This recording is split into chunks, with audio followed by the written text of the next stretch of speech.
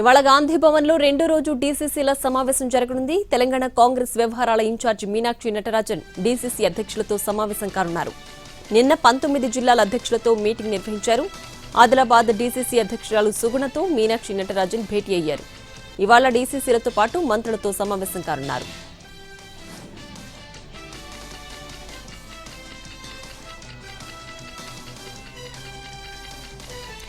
ఇవాళ ఉదయం 11 గంటలకు తాడేపల్లిలోని వైసీపీ కార్యాలయంలో పార్లమెంటరీ పార్టీ సమావేశం జరగనుంది. వైఎస్ జగన్ అధ్యక్షతన జరిగే ఈ సమావేశంలో పార్టీ ఎంపీలు పాల్గొనున్నారు. త్వరలో జరగనున్న పార్లమెంట్ సమావేశాల నేపథ్యంలో ఉభయ సభల్లో అనుసరించాల్సిన వ్యూహం, ప్రస్తావించాల్సిన ప్రజా సమస్యలు, రాష్ట్ర ప్రయోజనాలకు సంబంధించిన అంశాలపై చర్చించనున్నారు.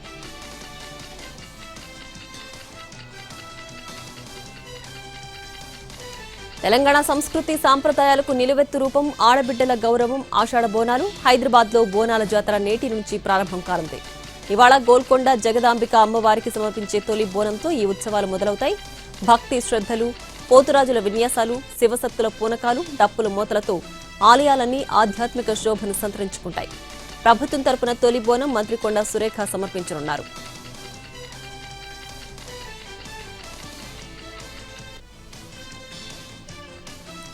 పూరి జగన్నాథ రథయాత్రకు సర్వం సిద్ధమైంది. జగన్నాథుడు, బలభద్రుడు, సుభద్రాదేవి భారీ రథాలపై గుండిచ ఆలయానికి ఊరేగే ఈ మహోత్సవం కోసం లక్షలాది మంది భక్తులు ఇప్పటికే పూరి వీధుల్లోకి చేరుకున్నారు.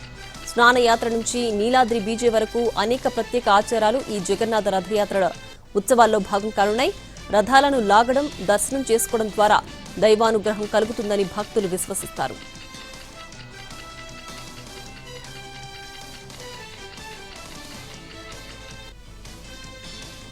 ఏపీ భవిష్యత్తు ఆర్థిక ప్రగతికి చోదక శక్తిగా, ప్రపంచ స్థాయి నగరంగా అమరావతిని తీర్చిదిద్దాలని ముఖ్యమంత్రి నారా చంద్రబాబు స్పష్టం చేశారు. రాష్ట్రంలోని నలుమూలల నుంచి ప్రజలు వచ్చి నివసించేలా రాజధాని ఇంటిగ్రేటెడ్ మాస్టర్ ప్లాన్ ఉండాలని ఆయన అధికారులకు దిశానిర్దేశం చేశారు. Amaravati 2.0 integrated master plan, land pooling scheme పనుల పురోగతిపై ఆయన ఉన్నత అధికారులు, సింగపూర్ ప్రతినిధులతో సమీక్ష నిర్వహించారు. ఈ సమావేశంలో సింగపూర్ ప్రతినిధులు అమరావతి నిర్మాణానికి సంబంధించిన ప్రాజెక్టు పరిధి, అమలు ప్రణాళిక, దశలవారీ కార్యాచరణను ముఖ్యమంత్రికి వివరించారు. ఏరియా ప్లాన్, మౌలిక వసతుల కల్పన, పెట్టుబడి నమూనా వంటి కీలక అంశాలను ప్రాజెక్టులో భాగంగా చేర్చినట్లు తెలిపారు.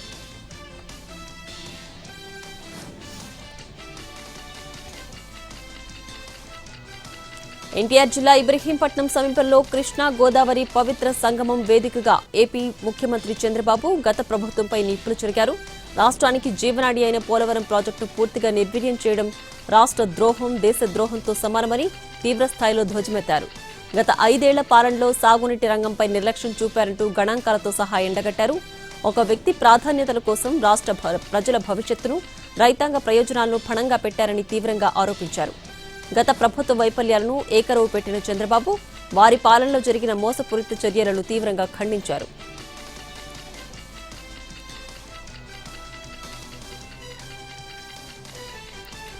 వైసీపీ అధినేత జగన్ రోజుకో మాట, పూటకో వేషం వేస్తుంటారని, ఒకరోజు మావిగనంటే మరో రోజు బైంతాహే అంటారని మంత్రి నారా లోకేష్ ఎద్దేవా చేశారు.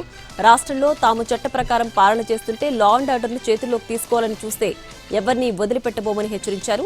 రాయలసీమ అభివృద్ధికి జగన్ ఒక క్యాన్సర్ గడ్డలా మారారని లోకేష్ తీవ్రస్థాయిలో ధ్వజమెత్తారు. బ్రాహ్మణి స్టీల్ ప్లాంట్ పేరుతో ప్రత్యక్షంగా 10,000 ఉద్యోగాలు, పరోక్షంగా 1,00,000 మందికి ఉపాధి కల్పిస్తామని చెప్పి మోసం చేశారని ఆరోపించారు.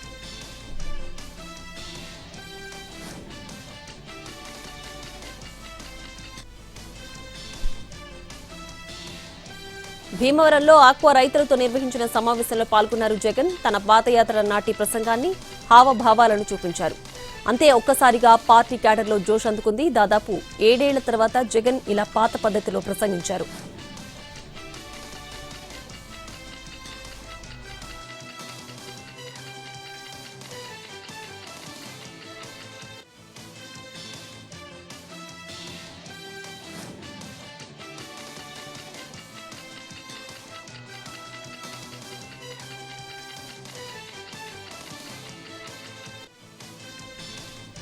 హైదరాబాద్లో మెట్రో భూములపై రేవంత్ రెడ్డి కన్నుపడిందని ఆరోపించారు కేటీఆర్. 280 ఎకరాలను వేలం వేసి సోదరులకు, అనుచరులకు కట్టబెట్టారని సీఎం చూస్తున్నారని కేటీఆర్ ఆరోపించారు. ఢిల్లీ పర్యటనలో బీఆర్ఎస్ వర్కింగ్ ప్రెసిడెంట్ కేటీఆర్ కీలక వ్యాఖ్యలు చేశారు. దక్షిణాది సీట్ల వాటా తగ్గకుంటే డీలిమిటేషన్ బిల్లుకు మద్దతిస్తామని స్పష్టం చేశారు. డీలిమిటేషన్ బిల్లులో దక్షిణాది వాటా 24% కొనసాగాలని డిమాండ్ చేశారు. యథావిధిగా దక్షిణాది వాటా ఉంటే బిల్లుకు మద్దతిస్తామని స్పష్టం చేశారు. తెలంగాణలో ఎలాగైనా సీట్లు పెరగడం ఖాయమన్నారు.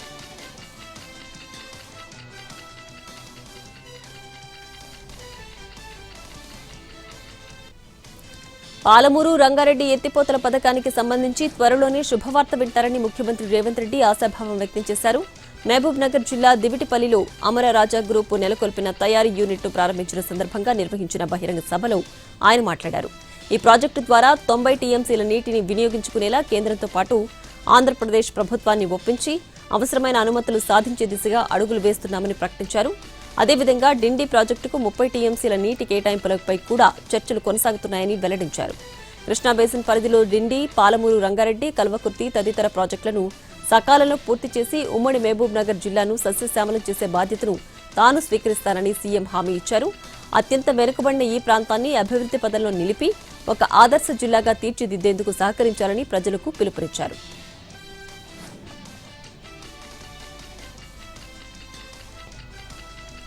తెలంగాణతో పాటు పలు రాష్ట్రాల్లో ఓటర్ల జాబితా ప్రత్యేక సమగ్ర సవరణ గడువును కేంద్ర ఎన్నికల సంఘం పొడిగించింది. ఎనిమిరేటెండ్లు వచ్చే నెల 3వ తేదీ వరకు దరఖాస్తులను స్వీకరిస్తారని స్పష్టం చేసింది. తెలంగాణ, పంజాబ్ రాష్ట్రాల్లో జూన్ 25న ప్రారంభమైన ఇంటింటి సర్వే గడువును ఆగస్టు 3 వరకు పొడిగించారు. పోలింగ్ కేంద్రాల హేతుబద్దీకరణ ప్రక్రియను కూడా ఇదే తేదీలోగా పూర్తి చేయనున్నారు. తెలంగాణలో ఆగస్టు 10న, పంజాబ్లో ఆగస్టు 13న ముసాయిదా ఓటర్ల జాబితాను ప్రచురిస్తారు. అభ్యంతరాలు, ఫిర్యాదుల స్వీకరణకు తెలంగాణలో సెప్టెంబర్ 9 వరకు, పంజాబ్లో సెప్టెంబర్ 12 వరకు అవకాశం కల్పించారు. అనంతరం అక్టోబర్ 12న 2 రాష్ట్రాల్లోనూ తుది ఓటర్ల జాబితాను విడుదల చేస్తారు.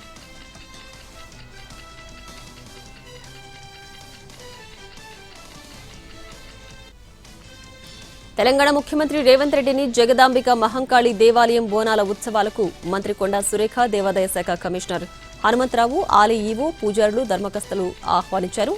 ఈ నేపథ్యంలో ప్రజలకు సీఎం రేవంత్ రెడ్డి శుభాకాంక్షలు తెలిపారు. ఈ పవిత్ర వేళ ఆ జగన్మాత ప్రతి ఇంట ఆయురారోగ్యాలు, ఐశ్వర్యం, సుఖశాంతులు ప్రసాదించాలని సీఎం ప్రార్థించారు. తెలంగాణ సంస్కృతి, సాంప్రదాయాలకు ప్రతీకగా నిలిచే బోనాల పండుగ భక్తి, శక్తి, ఐక్యతకు చిరస్మరణీయ చిహ్నమని పేర్కొన్నారు.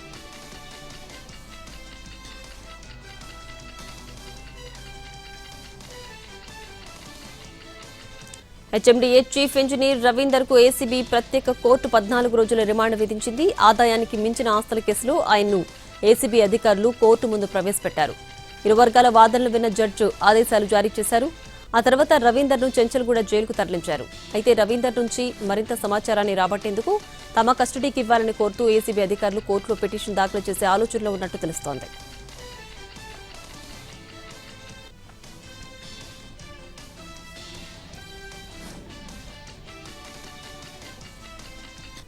యాదాద్రి జిల్లా చౌటప్పల్ మండలం మార్కాపురం దగ్గర రోడ్ ప్రమాదం జరిగింది. ఫార్మా కంపెనీకి చెందిన బస్సును హయత్ నగర్ డిపోకు చెందిన ఆర్టీసీ బస్సు ఢీకొట్టింది.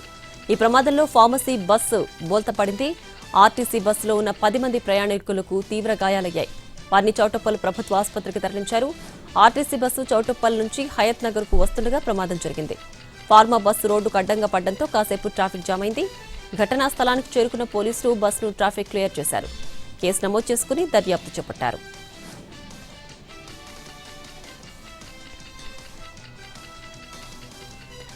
తెలంగాణ వ్యాప్తంగా రవాణా శాఖలో వాహనాల రిజిస్ట్రేషన్, డ్రైవింగ్ లైసెన్స్ కార్డుల డిస్పాచ్ ప్రక్రియ నిలిచిపోయింది. ప్రతి రవాణా కార్యాలయంలో కుప్పలు తెప్పలుగా రిజిస్ట్రేషన్, డ్రైవింగ్ లైసెన్సులు పడున్నాయి.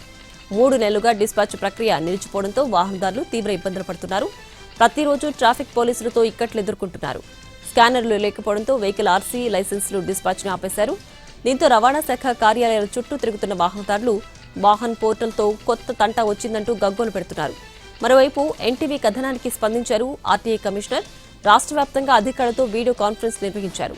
తెలంగాణ వ్యాప్తంగా డిఎల్, ఆర్సీ కార్డుల ముద్రణ, పంపిణీపై కమిషనర్ స్పందించారు, సమీక్షించారు. పెండింగ్ డ్రైవింగ్ లైసెన్స్ కార్డులు వెంటనే పంపిణీ చేయాలని అధికారులకు ఆదేశాలు జారీ చేశారు.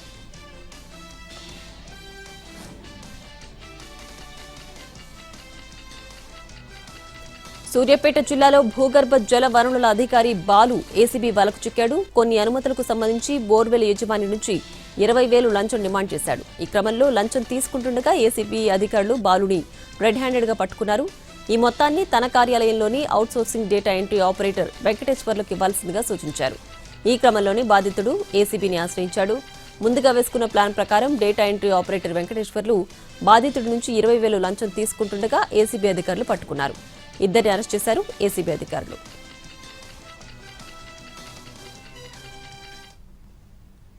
తెలంగాణ షాబాద్లో చోటు చేసుకున్న ఘోర సామూహిక హత్యల ఘటనపై ఏపీ ఉప ముఖ్యమంత్రి పవన్ కళ్యాణ్ తీవ్ర దిగ్భ్రాంతి వ్యక్తం చేశారు.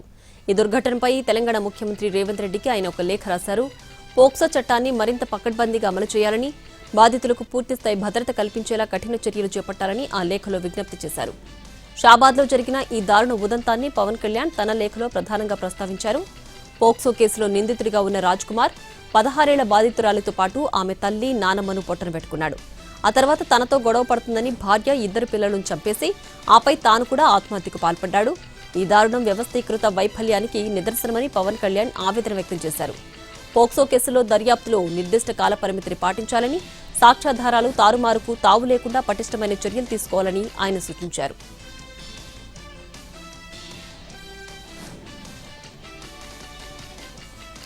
ఏపీ లిక్కర్ రవాణా కేసులో నిందితుల కస్టడీకి నాంపల్లి కోర్టు అనుమతించింది. 3 రోజుల పాటు నిందితులను ఈడీ కస్టడీకి అనుమతించింది. నిందితులు వాసుదేవరెడ్డి, రాజ్కేశ్రెడ్డి, కారుమూరి సునీల్ను ఇవాల్టి నుంచి 3 రోజుల పాటు కస్టడీలోకి తీసుకోనున్నారు ఈడీ అధికారులు. లిక్కర్ రవాణా కేసులో ఇటీవల వాసుదేవరెడ్డి, రాజ్కేశ్రెడ్డి, కారుమూరి సునీల్లను ఈడీ అరెస్ట్ చేసింది.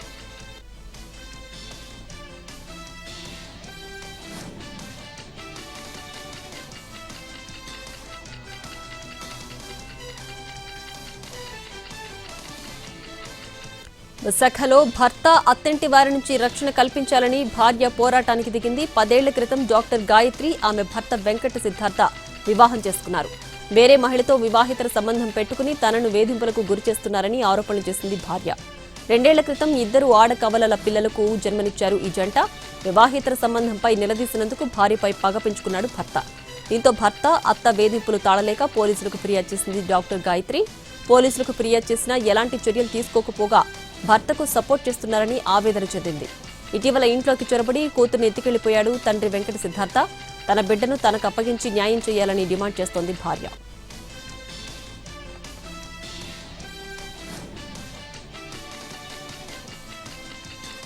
పోలవరం ప్రాజెక్టులో కీలకమైన ఎర్త్కమ్ రాక్ఫిల్ డ్యాం నిర్మాణ ప్రాంతంలో సిఎస్ఎంఆర్ఎస్ బృందం 2వ రోజు పరీక్షలు నిర్వహించింది.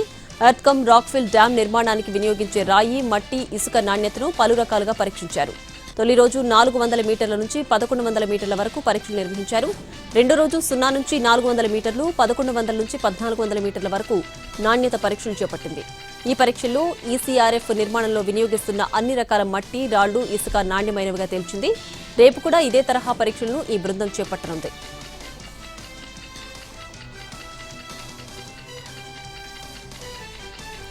సాయికృష్ణ లాకప్ డెత్ కేసుపై ఏపీ హైకోర్టులో విచారణ జరిగింది. సీబీఐ విచారణ ఎందుకు విత్డ్రా చేసుకుంటున్నారని ప్రశ్నించింది హైకోర్టు.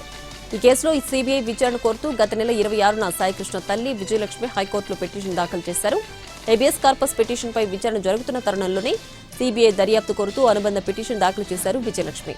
తన కుమారుడు లాకప్ డెత్ అయ్యాడని సీబీఐ విచారణ జరపాలని పిటిషన్లో కోరారు. అయితే మొన్న అనూహ్యంగా సీబీఐ విచారణను విత్డ్రా చేసుకున్నట్లు మరో పిటిషన్ దాఖలు చేశారు సాయికృష్ణ తల్లి విజయలక్ష్మి. పిటిషన్ ఎందుకు విత్డ్రా చేసుకుంటున్నారో పూర్తి వివరాలను సమర్పించాలని హైకోర్టు ఆదేశించింది. సీబీఐ విచారణ ఎందుకు కోరారు, మళ్లీ వద్దని పిటిషన్ ఎందుకు ఫైల్ చేశారో చెప్పాలని ఆదేశించింది న్యాయస్థానం.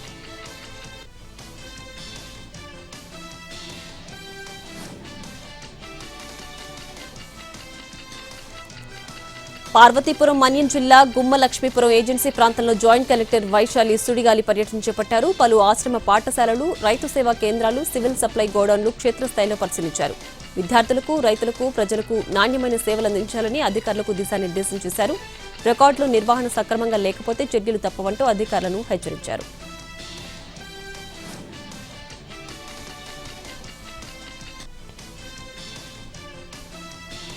హైదరాబాద్ ఉప్పల్ పీఎస్ పరిధిలో కల్తీ ఐస్ క్రీంల తయారీ కలకలం రేపింది. రామంతపూర్ లక్ష్మీనారాయణ కాలనీలో ఐస్ క్రీం తయారీ కేంద్రంపై ఉప్పల్ ఎస్ఓటీ పోలీసులు ఆకస్మిక దాడులు నిర్వహించారు. గడువు ముగిసిన ఫుడ్ కలర్స్, ఫ్లేవర్స్, ఫంగస్ పట్టిన ఎండు అంజీర్ స్వాధీనం చేసుకున్నారు. లేబుల్ లేని ముడి పదార్థాలు, లూజ్ టూటీ ఫ్రూటీలతో తయారు చేస్తున్నట్లు గుర్తించారు. సీజ్ చేసిన పదార్థాలతో పాటు యూనిట్ నిర్వాహకుడు మందుల రమేష్ ను అదుపులోకి తీసుకున్నారు. ఉప్పల్ పోలీసులకు అప్పగించారు. పోలీసుల విచారణలో గడువు ముగిసిన పదార్థాలతో ఐస్ క్రీం తయారు చేసి దుకాణాలకు సరఫరా చేస్తున్నట్లు వెల్లడైంది. షాపు నిర్వాహకుడిపై కేసు నమోదు చేసి దర్యాప్తు ప్రారంభించారు ఉప్పల్ పోలీసులు. ప్రజల ఆరోగ్యానికి హాని కలిగించే ఆహార పదార్థాలపై ప్రత్యేక నిఘా కొనసాగుతుందని తెలిపారు పోలీసులు. నిబంధనలను ఉల్లంఘించే వాళ్లపై చట్టపరమైన చర్యలు తప్పవని పోలీసులు హెచ్చరించారు.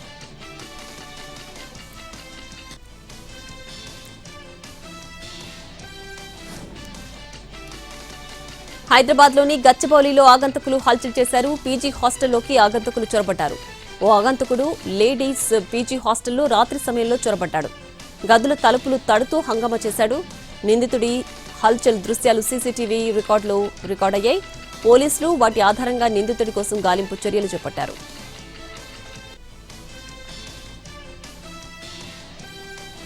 సంగారెడ్డి జిల్లా కందిలో దారుణం జరిగింది. కారు అడ్డంగా నిలబడ్డాడనే కోపంతో కారుతో ఢీకొట్టి హత్య చేశాడు వ్యక్తి.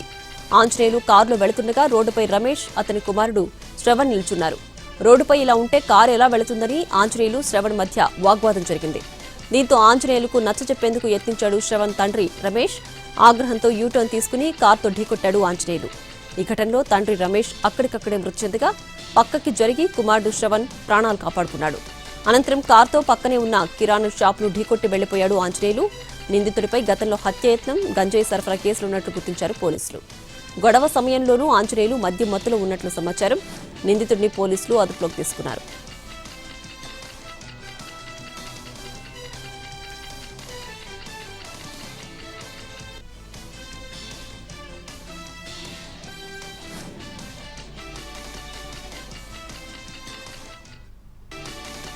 పశ్చిమ బెంగాల్ రాజకీయాల్లో మరో పెను సంచలనం నమోదైంది. టీఎంసీ అధినేత్రి మమతా బెనర్జీకి కోలుకోలేని విధంగా గట్టి షాక్ తగిలింది. టీఎంసీలో కీలక నేత మమతా బెనర్జీకి అత్యంత సన్నిహితుడిగా పేరుగాంచిన మాజీ మంత్రి, ఎమ్మెల్యే మదన్ మిత్రా పార్టీకి గుడ్ బై చెప్పారు. రీతాబ్రత బెనర్జీ నేతృత్వంలోని తిరుగుబాటు టీఎంసీ వర్గంలో ఆయన చేరడం బెంగాల్ రాజకీయ వర్గాల్లో తీవ్ర కలకలం రేపుతోంది. కమర్హతి నియోజకవర్గ ఎమ్మెల్యే మదన్ మిత్రా పార్టీని వీడుతూ చేసిన వ్యాఖ్యలు ఇప్పుడు బెంగాల్ రాజకీయాల్లో హాట్ టాపిక్ గా మారాయి. మమతా బెనర్జీ మేనల్లుడు అభిషేక్ బెనర్జీ లక్ష్యంగా ఆయన తీవ్ర విమర్శలు గుప్పించారు. పార్టీ నాశనం అయిపోతుంది, పడవ మునిగిపోతోంది, ప్రజలు చనిపోతున్నారు. అయినా సరే అభిషేక్ బెనర్జీని ఎలాగైనా కాపాడుకోవాలని ధోరణిలో పార్టీలు నిర్ణయాలు ఉన్నాయని అన్నారు.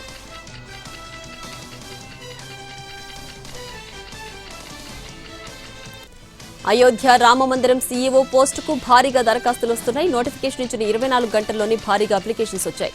దరఖాస్తుదారుల్లో రాజకీయ నేపథ్యం ఉన్నవారు, మాజీ ఉన్నత అధికారులు, వివిధ రంగాలకు చెందిన నిపుణులున్నారు. జూలై 18 వరకు దరఖాస్తులు స్వీకరిస్తామని, పరిశీలన ప్రక్రియ జూలై 19 నుంచి ప్రారంభమవుతుందని అధికారులు పేర్కొన్నారు. ఈ నెల 22న జరగనున్న ట్రస్ట్ సమావేశంలో సీఈఓ నియామకంపై తుది నిర్ణయం తీసుకునే అవకాశం ఉంది.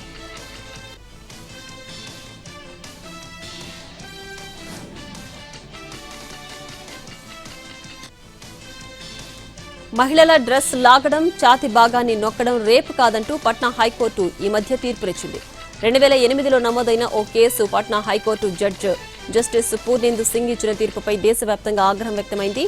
డ్రెస్ తొలగించే ప్రయత్నం చేయడం, ఛాతి భాగాన్ని నొక్కడం రేప్ కిందకి రాబోవని, అవి నేరాలే అయినప్పటికీ రేప్ కిందకి రాబోవన్నారు జస్టిస్ పూర్ణేందు సింగ్.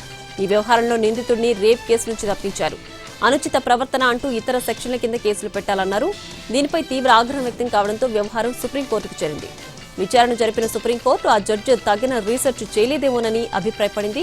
ఇలాంటి విషయాల్లో గతంలో ఇచ్చిన తీర్పులు, మార్గదర్శకాలను పరిగణలోకి తీసుకోవాలని సూచించింది.